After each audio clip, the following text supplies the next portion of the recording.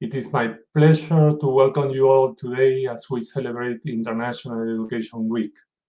For those of you who aren't familiar, International Education Week is a joint initiative of the US Departments of Education and State. This week is held to celebrate the benefits of international education and exchange and to promote efforts that prepare the next generation to engage and lead as global citizens. We live in a world that is increasingly connected despite borders, both geographical and political. As such, the importance of including an international dimension into the academic experience and becoming global citizens cannot be understated. Fortunately, opportunities abound at UW-Madison. We have thriving study abroad and international internship programs that allows students to learn, live, and grow professionally around the globe.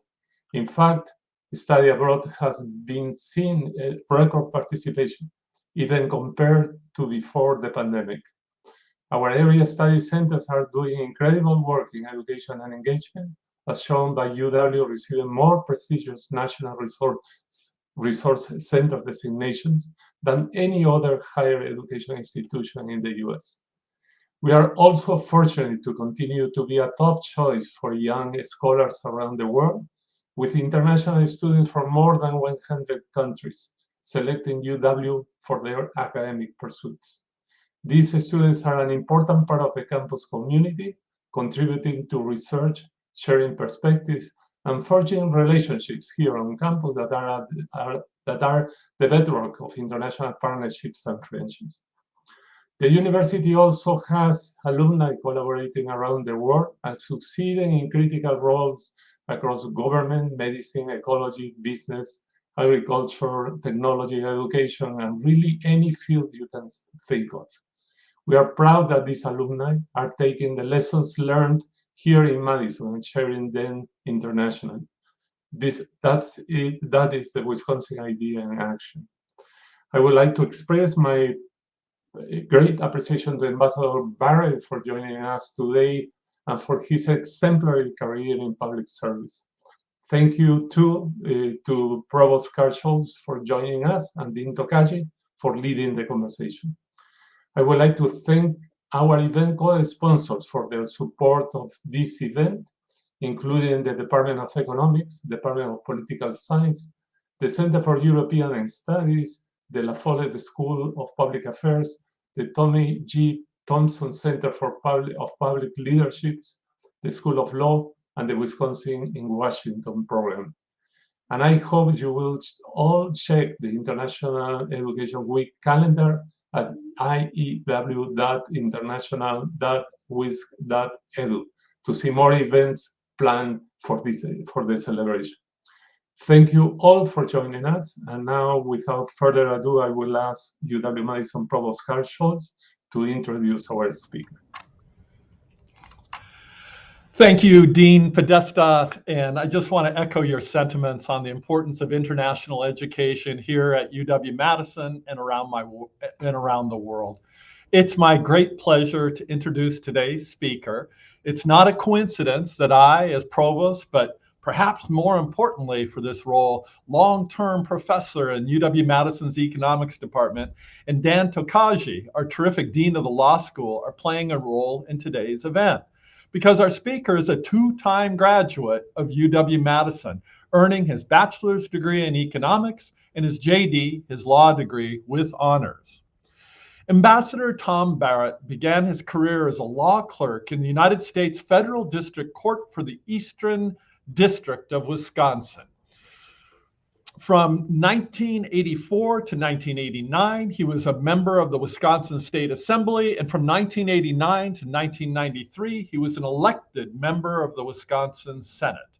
Beginning in 1993, Ambassador Barrett was elected to serve 5 consecutive terms in the U.S. House of Representatives.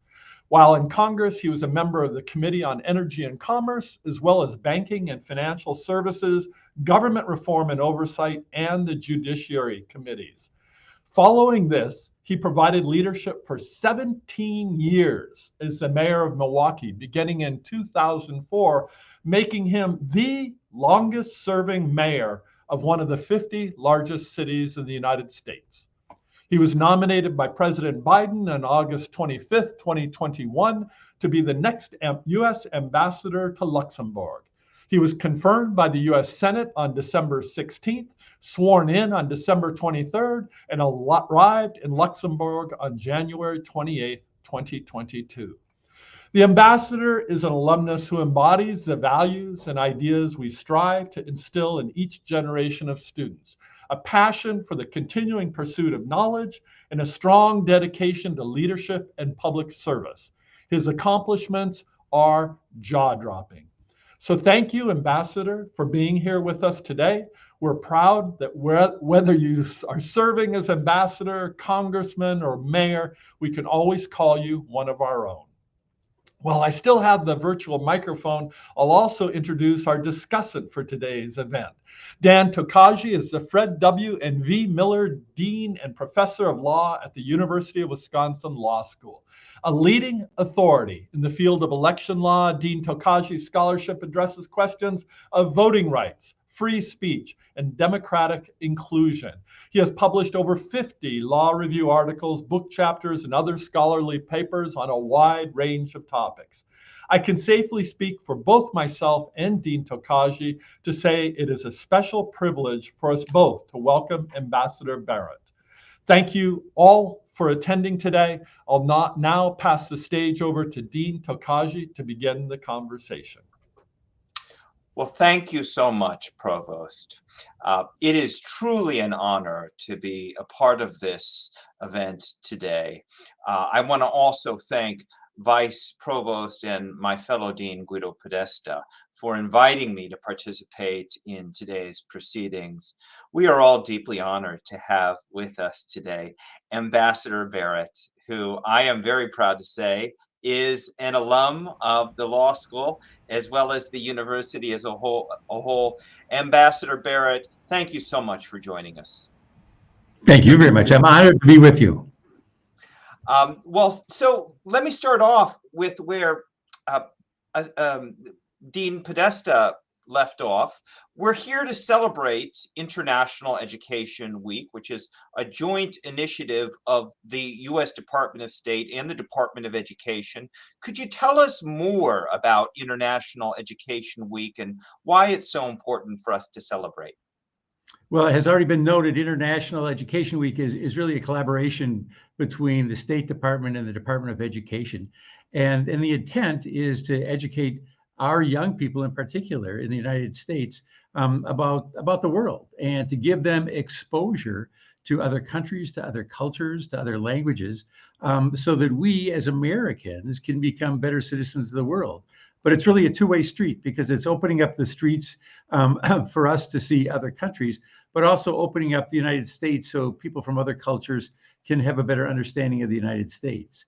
And I think all you have to do is look at the events around the world right now, starting with Ukraine and other places where there are problems that are occurring, to understand that the more we try to work with each other, listen to each other, educate ourselves about other cultures and countries, the better off we're going to be as human beings. And so I think it plays an incredibly important role for the future of Wisconsin, for the United States, and the future of the world.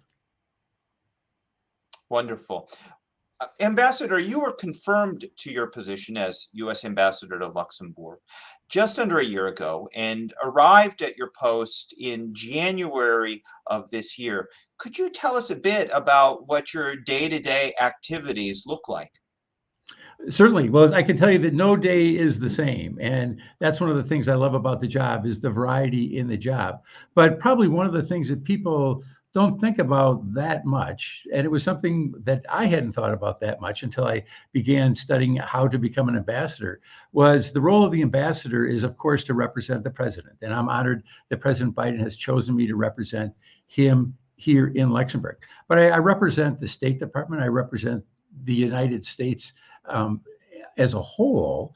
And one of the major functions for any embassy is that you're the actual conduit of information between the United States government and the 180 plus, whatever the number is, governments throughout the world. So in every embassy around the globe, you have ambassadors and career diplomats who on a regular basis interact with the representatives of the host country government. And so you don't really think about that a lot, but there has to be a formal mechanism for one government to speak to another government. And that's a role that an embassy and an ambassador plays. So we'll have conversations several times a week, and we'll get information where we brief government officials. But we also represent the United States. And I go to a lot of different events representing the United States, educational events, working with diplomats from other countries. That's one of the things that I learned, is that my peer group in many ways are the other diplomats who are here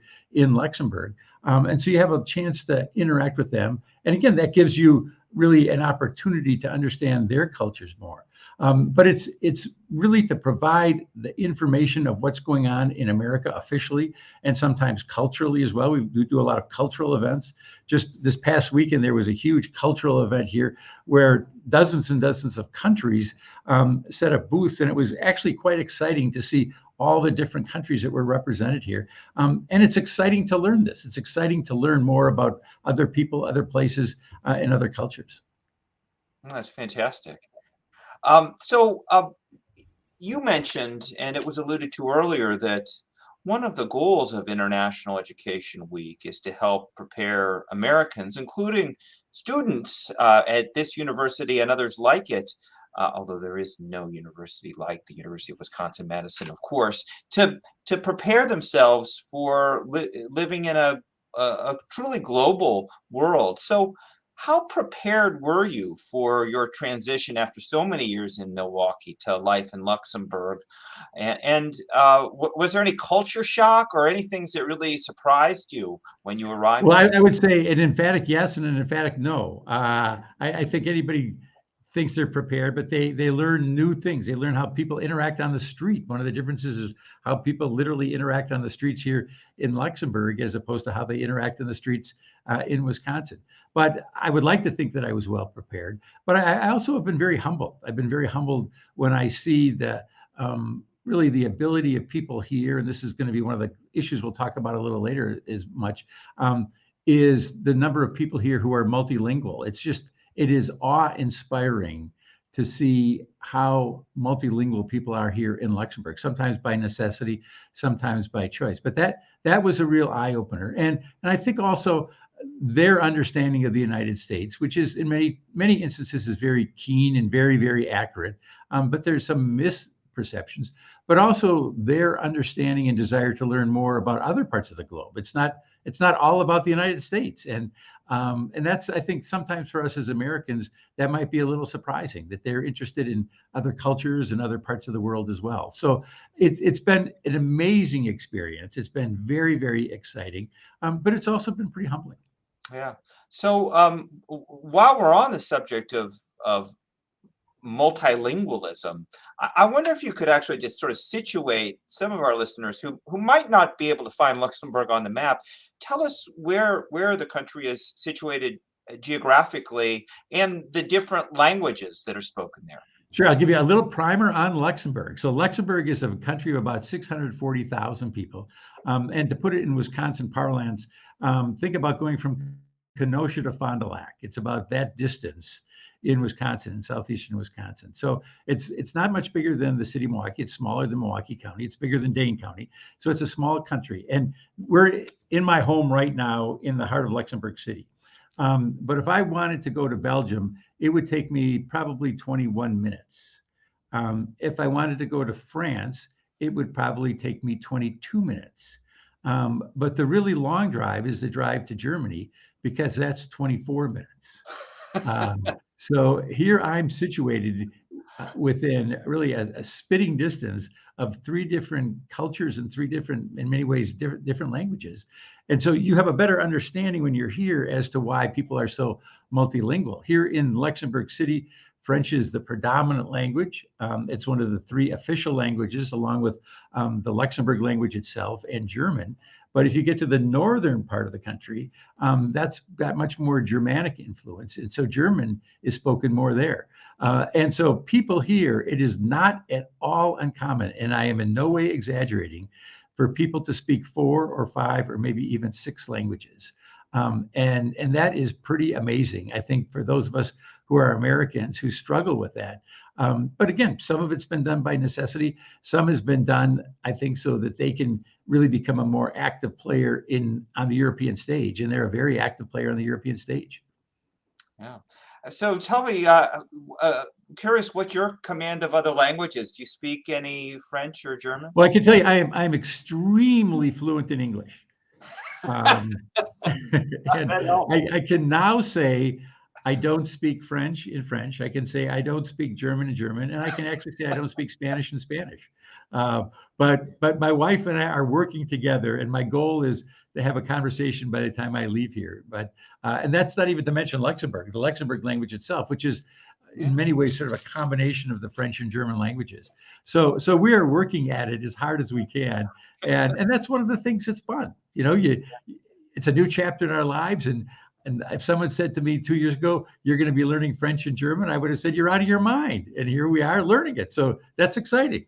It sounds wonderful. So tell us a little bit more about Luxembourg. What are the highlights so far in terms of culture, in terms of economics, in terms of politics? I'm curious, like, how much you knew about the country before you were nominated to serve as ambassador, and what have been the things that were most surprising to you on these fronts? Well, I've been a long time student of government and politics, and so it's fun to see the politics in another country. It's different from the two-party system that you have in the United States. The governing party right now actually is a coalition of 3 different parties, and they'll have elections next year. And so this is really the first time in decades where I've been, as I was saying before the show, able to watch this from the bleachers, to see the maneuvering that's going on and watching different people. And as I've said to people here at the embassy, as I see one politician or another more often, I say, well, this person's running for this person's running for that, because you can just sort of see the chess pieces falling into place, if you will. So that's been part of the political analysis, if you will. In terms of the economy, it's an amazingly wealthy country. And it's a wealthy country that has had a transformation over the last century. It was a iron and steel, really juggernaut in Europe through about the 1950s. And I've sort of compared it to the Pittsburgh region of the United States, that then saw a decline in steel in Pittsburgh. They've seen a decline here. But they had enough foresight here to really make a clever and profitable pivot, which allowed them to become, in many ways, one of the fiscal capitals of the world. And in terms of private investment or private banking dollars, number 2 in the world, not on a per capita basis, but in an actual dollar or euro basis, second only to the United States. So it's a very wealthy country. So in terms of infrastructure, it's got an amazing infrastructure. The schools are phenomenally well funded. Ironically, one of my biggest political battles as mayor of the city of Milwaukee was over a streetcar. And within 5 minutes of arriving here, I saw their beautiful new tram, which is their streetcar system, which people here in this country can travel by bus or by streetcar or by train at no cost whatsoever. So they have a very, very widespread, accessible public transit system.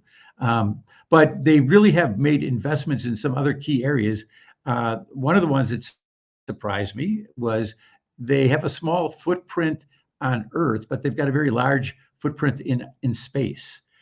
They've been involved in a lot of efforts at the government level to encourage investments into satellites and satellite technology.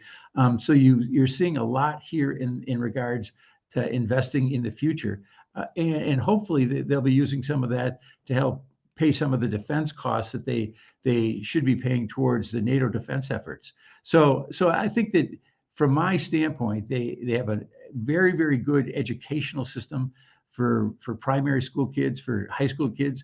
I can tell you, going into the school lunchrooms here in Luxembourg, you would take a date here. I mean, they're that nice. These are not what we think of as school lunchrooms. They really feed these kids well here. So they put an emphasis also on I'd say other cultures in their education. So it's exciting to see that as well. So that's a night on the town for you and Mrs. Barrett, is going to the school lunchroom, huh? Yeah, we've got a school right across the street here from the embassy. It's like, let's crash the school lunchroom. Sounds like fun. So we know there are people watching and listening to us right now from all over the world, including Luxembourg, including Wisconsin.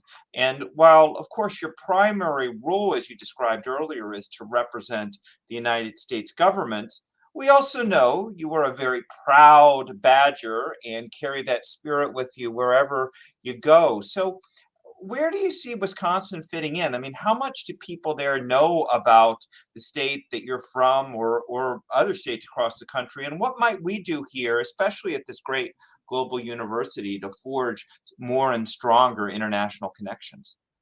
Well, let me start with the State Department itself, because the State Department obviously draws from a lot of universities.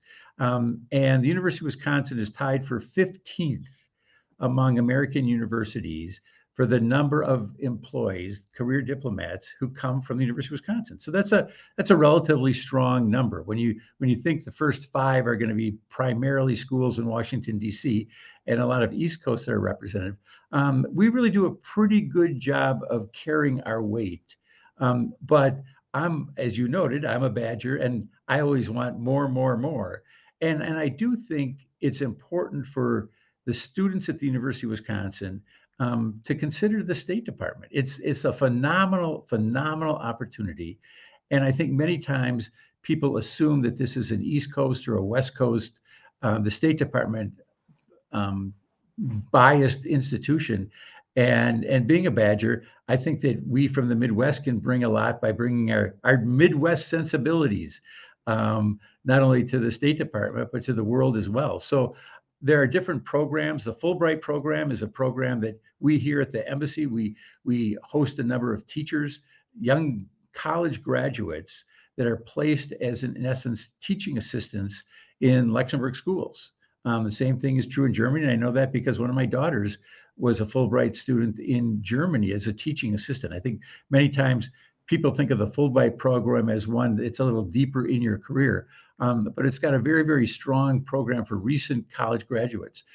Here in Luxembourg is the Luxembourg European Court of Justice, and there's an internship program that I encourage students from the University of Wisconsin of Law School to apply to. A tremendous opportunity for them to get a chance to see how the European Court of Justice works. So here in Luxembourg, there are a lot of international institutions. One of the other things that people probably don't realize about Luxembourg is what an outsized role it plays in a lot of the major international organizations. It's a founding member of NATO. It's a founding member of the United Nations. It's a founding member of the European Union. And so for a small country, it really punches above its weight and is involved very, very heavily in all these institutions. But I think for students at the University of Wisconsin, I think there are many, many opportunities. And I do believe that there might be a reluctance on behalf of some students because it's not located right in Madison. But I always have lived by the adage, the Nike commercial of just do it, because it's exciting when you see the people who work for the State Department. They are an incredible group of people who are highly educated, highly committed, highly respected. And it's a lifestyle that provides you an opportunity to see many, many different countries. So that to me has been one of the humbling parts, is just seeing the incredible depth that we have here in the State Department. Speaking of opportunities that our students today might consider, I'm really interested in going back in time a little bit. You know, we've been talking mostly about your experience over the last year or so as U.S. Ambassador to Luxembourg, but I wonder if we might go a little bit further back and talk a bit about your own education. You chose, quite wisely, to come to UW-Madison twice. First, as an undergraduate to get your bachelor's degree in economics, and secondly, to come to the greatest law school in the country, the University of Wisconsin Law School, to get your Juris Doctorate. I wonder if you could describe why it was that you chose to come here, not just once, but twice, and what are the most important things that that have helped you in your life that you took away from your education at UW-Madison?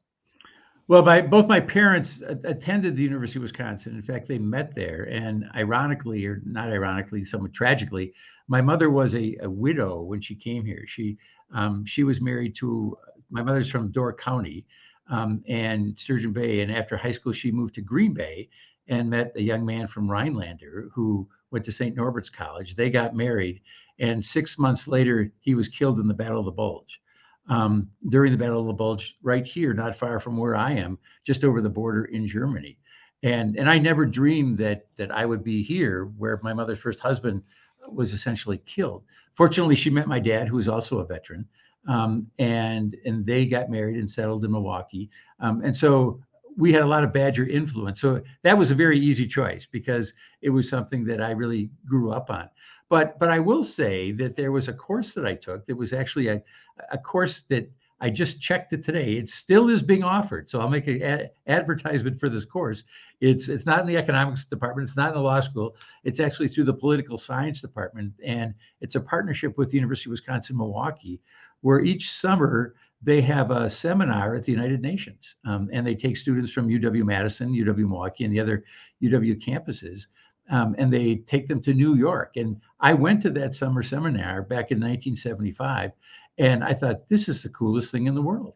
Here I was, a young guy from Milwaukee, had never really spent any time outside the state.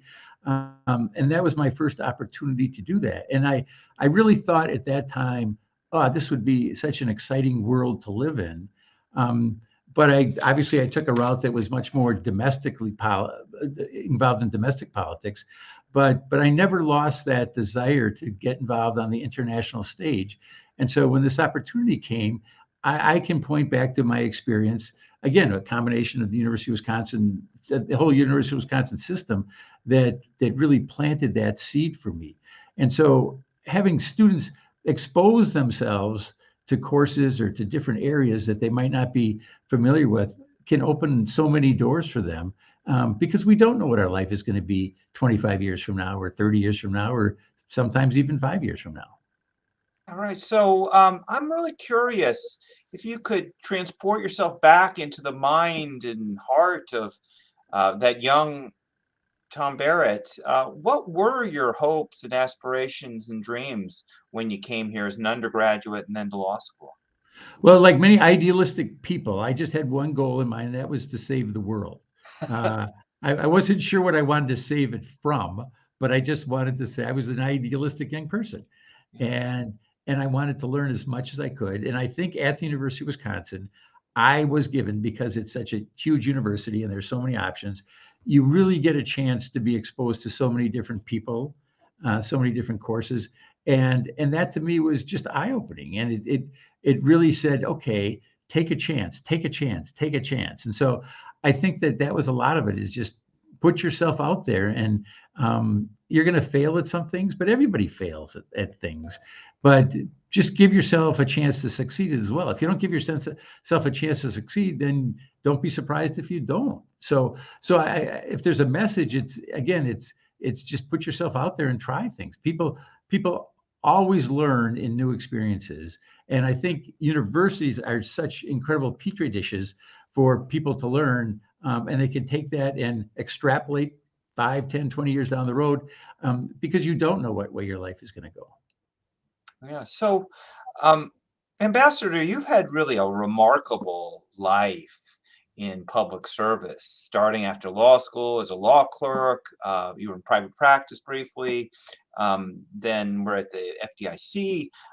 You were in Congress for several years, and then mayor of Milwaukee for an astounding 17 years. So I wonder, was it things that you were exposed to when you were a student that influenced you to go take this public service path, or was it something else that had happened to you earlier? What made you choose this life of public service, and could you have imagined the path that your life would take? Did you always have it in your mind that you wanted to become mayor of Milwaukee someday, or was that something that No, just sort of happened? no, I didn't. No, I really didn't. I didn't. But I like people. I love public policy.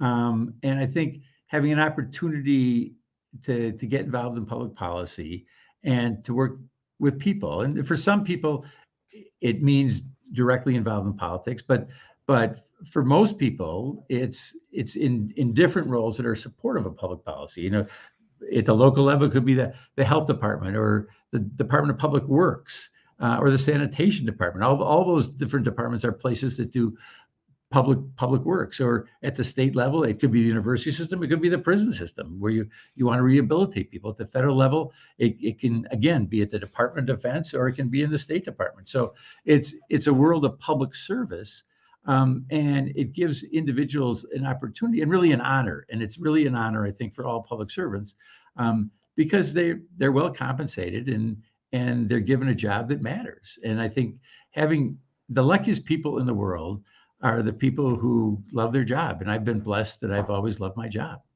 Yeah, that's wonderful to hear. So many students nowadays, I find, come to law school, come to college, come to whatever they choose to study, with an idea that they want to make a difference in the world. I think the current generation is incredibly idealistic. And so I wonder if you had some advice to give to people, and especially people who are, not coming from backgrounds where they come in with a lot of connections.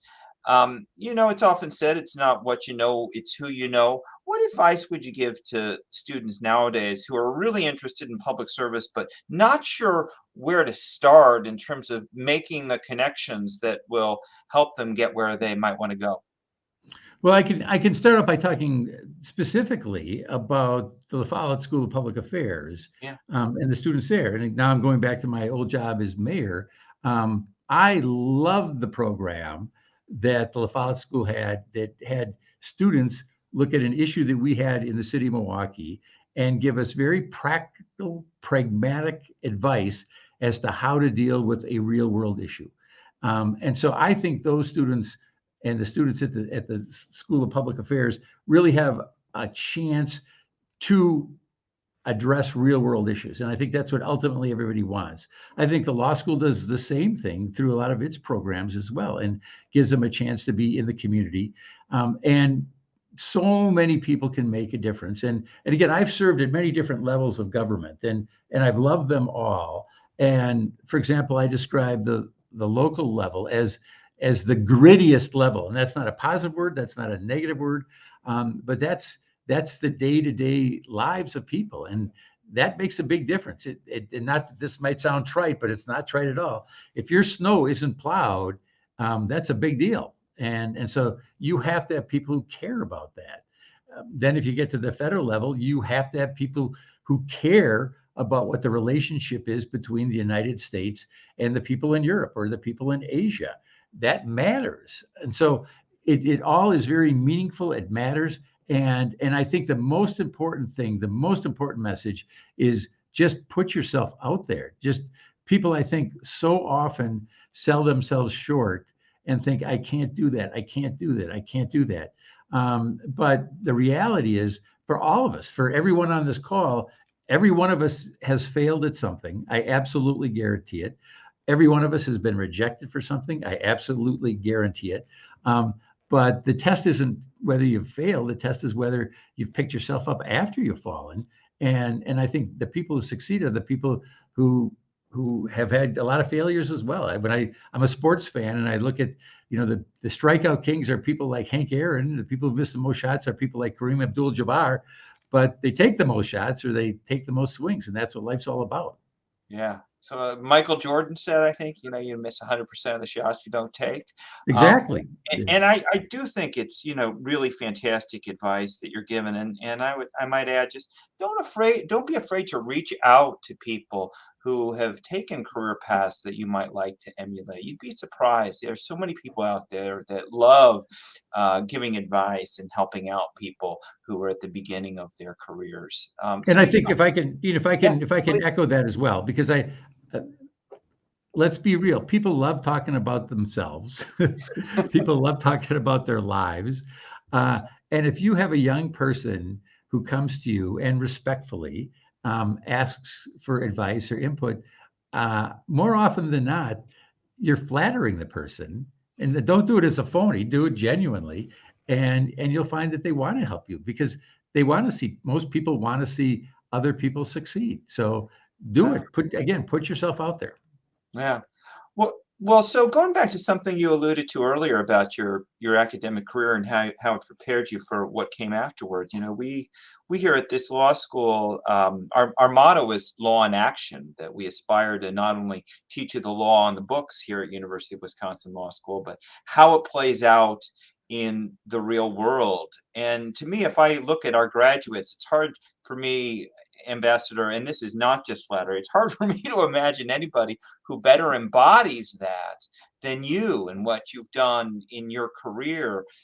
I want to focus in particularly on your long career as mayor of Milwaukee. I mean, it's truly extraordinary in today's world for somebody to serve so long and so successfully in that position as you did, serving from 2004 to 2021. So clearly you loved the job and clearly you were really good at it. What did you love most about it? And what are you most proud of looking back on those 17 years or so as mayor? Well, before I answer that, I want to pay tribute to the law school because I talked about the School of Public Affairs, but I want to talk about the law school for a second as well. And just to give you a concrete example for the law students, probably the most meaningful thing that I did as a student at the University of Wisconsin is I took an internship with a federal judge. And you talked about people not knowing others or not having connections. To let you know how green I was, I didn't realize that I was supposed to wear a tie the first day that I went for this internship. It was in the federal court. Of course, a lot of students at Madison are very relaxed. I had a sport coat on, and the law clerk took me to the side. He said, next week, wear a tie. So it wasn't like I was programmed to have this thing. But perhaps the more relevant part, and I've told this story many, many times. So I had this student internship. And the first week or the second week, the secretary and the clerk asked me whether I played Scrabble, if I wanted to play Scrabble at lunch. I said, sure, I'll play Scrabble. And so I played Scrabble every Wednesday for the entire semester. And at the end of the semester, they said, are you going to apply for the permanent clerkship? And I said, well, I really hadn't planned that. And they said, you should. And so basically on their advice, I did, and I got the clerkship. And so now 40 years later, I can say with 100% certainty that I got that clerkship. And Dean, you know that those are good jobs for young law school graduates because I treated those women with respect and didn't act like I was better than they were. And they wanted to have me there.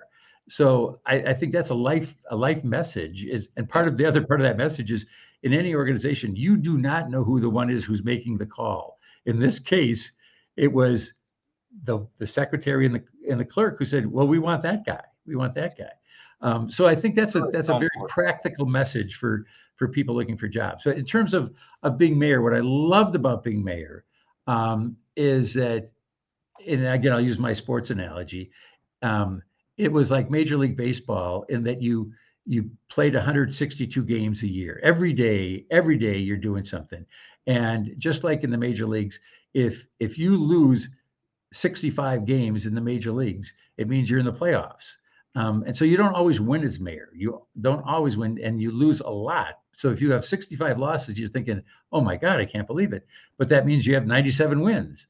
And so it's just, I think the resiliency and working with people. Milwaukee's an incredibly multiracial city. It's an incredibly diverse city economically. And that was exciting. It was exciting to do that and to try to breathe new life into the heart of the city, into the downtown area, to deal with the struggles that we had, the racial struggles that we had, and trying to make it better for people of all races, the challenges we had with the state legislature that are still present. So it was in no way boring. And again, it was, in my estimation, it was meaningful. And when you can do something meaningful, it's more fun. Yeah. Do you miss it? Do you miss the rough and tumble of everyday politics? Of course, there's times, but then I look at the newspaper and I follow it regularly, and I'm thinking, it's all yours, baby. It's all yours. So I had a long time, and I think in any profession, there's a time to hand off the baton. So again, I loved every minute of it. I tried as hard as I could for as long as I could. But I think Mayor Johnson is off to a good start. And I think that's great. So again, it will always go down as a huge honor in my life, as did my other professional jobs. I love that. I have been blessed. Wonderful. Well, so I do want to just echo and amplify something you said about how important it is, and you've really embodied this throughout your career, Ambassador, to treat everybody, regardless of their status or position, with kindness and respect. And, I do think that is one of the things that going to UW-Madison, we really do try to embody through the way we treat one another. It is really not only a good way to treat people, but helpful in terms of your long-term success if you treat everybody kindly and decently, regardless of their rank or status. I want to make sure we have time to ask some of the questions that audience members or potential audience members sent in advance of today in the few minutes that we have left. If you don't mind, Ambassador, let me go to that list of questions. Cheryl of Madison has a question for you about your current role as an ambassador. What challenges do you think diplomats face today that might be different from those of a year ago, 5 years ago, or 10 years ago? Well, I think we all recognize that the world changed dramatically on February 24th when Russia invaded Ukraine. And I arrived here January 28th, and I did not anticipate that 27 days later that Putin would be invading another country. And so we have had a lot of interaction with the Luxembourg government, that obviously to provide them with the information that the United States government had. And that was an interesting chapter in and of itself, because I think it's fair to say that as we were relaying information, that there were a lot of individuals, not just here in Luxembourg, not just here in Europe, but throughout the world, that were questioning the information that the United States was providing. And what happened was, and this was really pretty remarkable to see this from my vantage point, President Biden made a deliberate effort to bring the information to the public as quickly as possible. And so he would make announcements, and we would be getting the information, I wouldn't say necessarily concurrently, but maybe not much before the public was getting this information. And that was a decision that he and Secretary of State Blinken made to make sure that we were very transparent about the information that we had. I think a lot of people questioned that information for a number of reasons, some historic, some political, some intelligence related. But as it turned out, he was spot on with essentially everything he was saying pertaining to what Putin and his followers were doing. And subsequent to the events of February 24th, what I saw then was, in many ways, a greater respect for the United States and the work that we had done in providing this information, because it was so amazingly accurate. And that was something I was very proud of. You want to work for an organization that is respected and believed. And what I learned very, very quickly was, because of the work that we had done and because of the relationships that President Biden is trying to establish with other world leaders and other countries, that in an unusual way has made my job, I don't want to say easier, but it certainly I think, has provided us with greater credibility. And that's a big part of the currency that we use is our credibility. And so having that currency, I think, is really, really important. Yeah. That's really fascinating because, we look back at what's been happening in the world over the last 20 years or so. I can see how, in some ways, at least in some circles, the United States might have lost some credibility. Well, that's exactly what I'm referring to. Yeah. The events of the last 20 years had done a lot of damage, and I think that we've repaired a significant amount of that damage because we have done such a good job. And I think as Americans, we should all be proud of that. Yeah. I'm curious, in your role as ambassador, how much interaction do you have with U.S. ambassadors to other countries, particularly those that are in Europe? Are you talking to one another, and are you seeing the same thing to the extent you are talking to U.S. ambassadors in other European countries about this sort of? Well, when you're selected as an ambassador or nominated as an ambassador, they have ambassador school, and so you get to meet a significant number of your colleagues. There were 29 other ambassadors or nominees in the class I attended last fall. And then in June, there was a meeting in Washington of all the ambassadors from around the world, which was very meaningful and very important. And again, obviously at that time, the countries that were receiving the most attention were Ukraine and Russia for various reasons, China always. And so you certainly compare notes with that. And on an individual basis, you might have a relationship with another ambassador. And I anticipate over the next few years, while I'm in this role, I'll have even more of those interchanges. There'll be another ambassador that'll be coming here later this week on a different detail. And so I'll have a chance to meet with him. So that, I think, is a growing part of the job as you build the credibility and build a network, just like any other profession. You build that network through meaningful exchanges. I've got a question from Betty in Green Bay, which relates to something you touched on earlier, and that is education in Luxembourg. How do you perceive K through 12 education in the United States as compared with Luxembourg, and to the extent you've been familiarized with it, other European countries?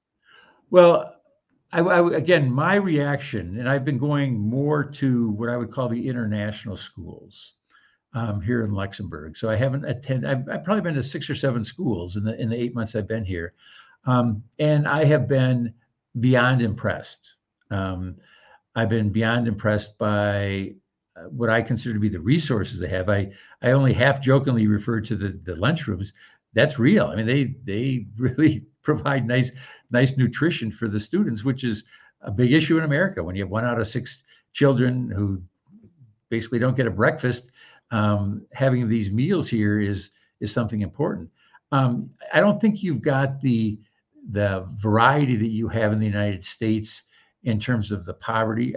There are here some ethnic groups that don't have the exposure to the French and German languages. I'm speaking specifically to the Portuguese immigrants here. They might have some different challenges because it's a relatively large population here in Luxembourg, and when they're being raised at their early ages, they're speaking Portuguese, and then they get to school and all of a sudden you're looking at German and French. And so that might be a little bit of a challenge. So that's probably the closest challenge that I see, but I have been very, very impressed by the resources they have, and the teachers are extremely well compensated here. So they really respect education as a profession in Luxembourg. Very, very much so. And you don't have the battles that we've seen in Wisconsin and other states where it has been politicized. It's very, very much a respected profession. Yeah. So on that subject, I wonder whether it's in the area of education or anything else, when you come back to the United States, are there big things, because I know that your career in public service won't be over after this stint as ambassador. Are there big things that you're going to take back that where you've been thinking, well, there might be some things that we can learn from what I've seen and do things better here in the United States? Well, obviously that's the case. And I think any place you go and any new opportunity you have, you're going to pick up things where you think, oh, we've done that well, we haven't done that well. I will say that I think a lot of the problems that we face, and I'm coming from Milwaukee, really relate to the poverty in Milwaukee and what can we do to deal with those poverty issues. But in Wisconsin, we know that there's poverty in rural areas as well. And here in Luxembourg, the dynamic is a little bit the same, where the metropolitan area here, if you want to call it that, is a very wealthy metropolitan area. The city is very wealthy. And interestingly, because this is a political topic in Wisconsin, they have the ability to raise money through taxes here locally. And as a result, they're a very wealthy city. That's an issue in American politics, but I'm done with politics, so I won't go any deeper into that. But there are rural parts in Wisconsin and there are rural parts in Luxembourg that are not as wealthy. And so I think worldwide, that's an issue that you see is how in rural areas can you provide jobs for individuals? And that's going to be true in Sweden. That's going to be true in Ukraine. That's going to be true in Peru. So it's all over the world. How can you make sure people can have jobs where they can support their families? Yeah. So we've got just about 5 minutes left. Time for probably 2 more questions, Ambassador. Let me ask you something that was not on our list, but as I'm listening to you talk about your current job, I bet it's something that's on the minds of a lot of people listening. Being an ambassador seems like a really wonderful job. So what advice would you give, whether it's to students or people further along in their careers, if that's something they're interested in, how you might get into the kind of position you are now?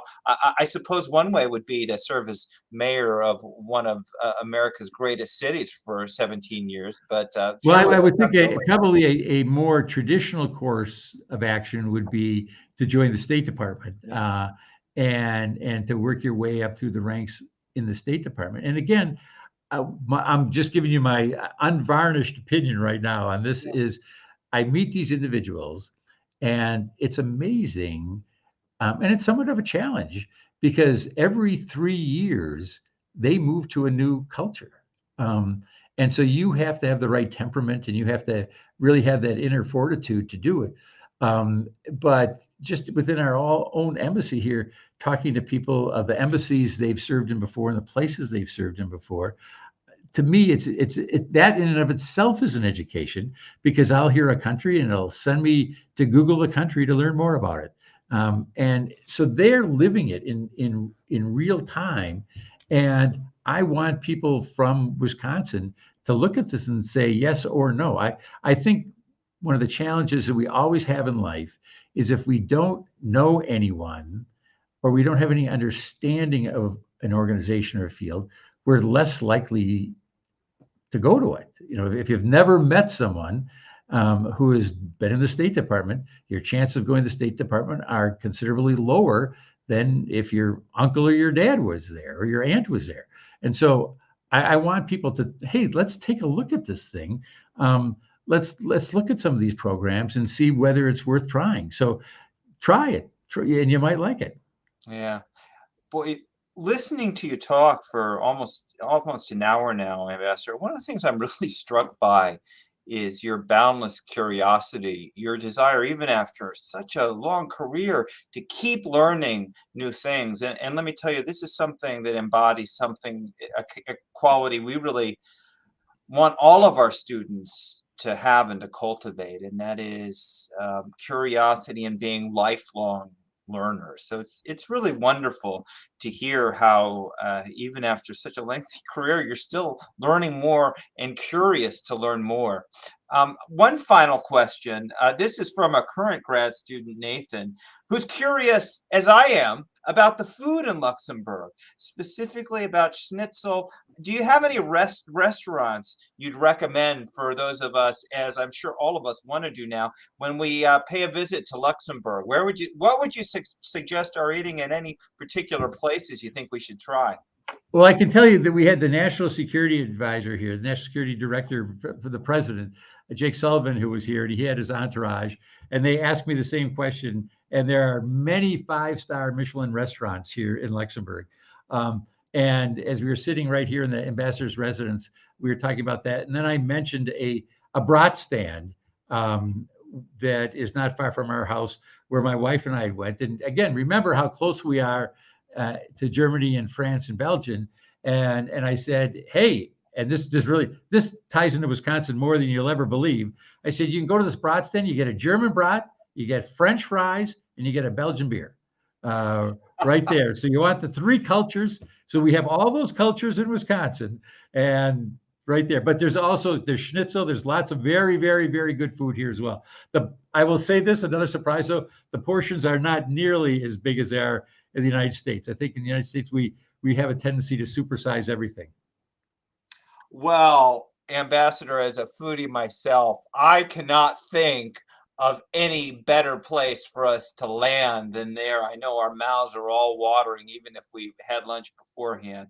Boy, thank you so much for being part of this event today. We are really grateful. Well, thank you. And we'll leave the lights on for you, Dean. And my last words are, if you want to be a badger, just come away with me.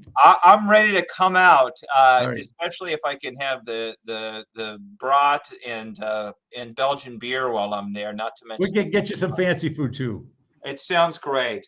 Well, thanks to you, Ambassador. Thanks to you all for joining. Have a great afternoon and a great International Education Week.